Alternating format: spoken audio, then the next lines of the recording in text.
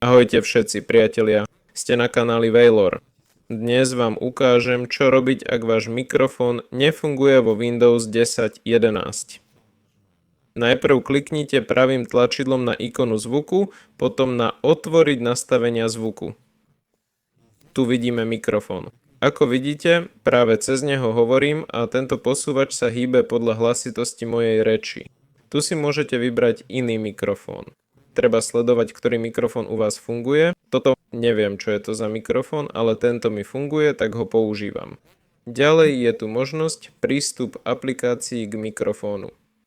Ideme do vyhľadávania, napíšeme prístup k mikrofónu.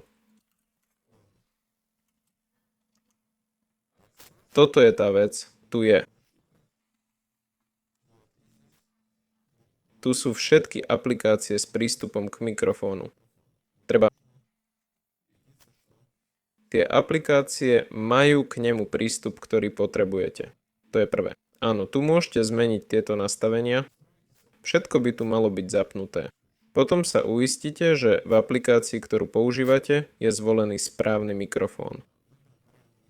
Ak je to napríklad OBS Studio, kliknite na 3 bodky pri mikrofóne. Tu si vyberte požadovaný mikrofón. Tiež sa uistite, že tento mikrofón funguje. V Discorde a iných aplikáciách je v nastaveniach zvuku tiež karta mikrofón. Ak to nepomôže, zadajte riešenie problémov do nastavení. Tu nájdete ďalšie nástroje na riešenie problémov.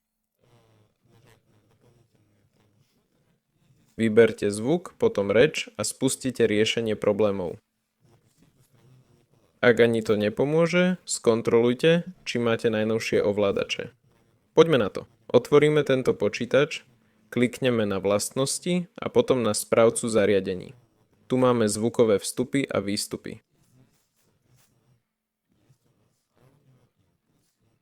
Tento mikrofón používam. Klikneme pravým na vlastnosti ovládača a vyberieme aktualizovať. Hľadáme ovládače, ale už mám nainštalované najnovšie, takže nič nenájde. To je všetko. Dúfam, že pomohlo. Lajkujte, odoberajte kanál, prajem všetkým pekný život, veľa šťastia a dovidenia.